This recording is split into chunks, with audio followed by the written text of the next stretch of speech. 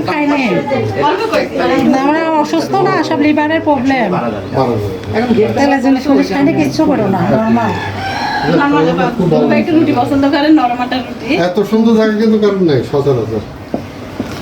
আর একদম ক্যান্টনমেন্টের সাইডে তো খুব কাজে আমাকে রেশমা এখন বিরাটি মাথা রোদ লাগছে। ওইরকম থাকে।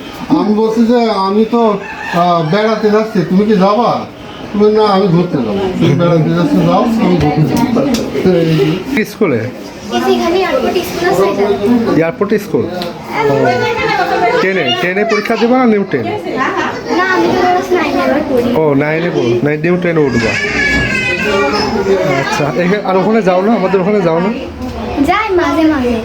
ও যাও, আমরা আসি, আসো একটা ঘুরে, একদিন ঘুরে আসো।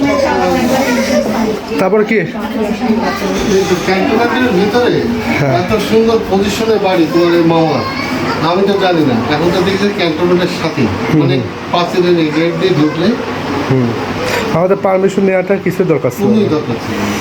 আমরা তো চিনি না, প্রথম আসছে এখানে পারমিশন। খুবই সুন্দর হয়েছে, দেখছো? এটা কার রুম? এটা মানে মামা মামের এটা রুম। তোমার মামার বাড়ি।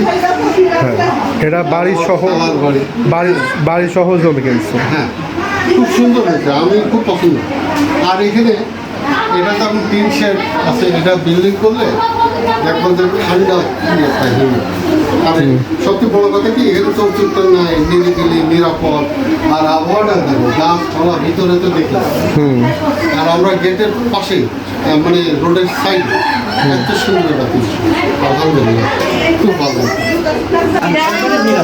নিরাপদ, চোর চুক্তার নাই, ওদিক তো সব হিরো। বাইরে স্যান্ডেল নাকি সব হয় না, আলাদা।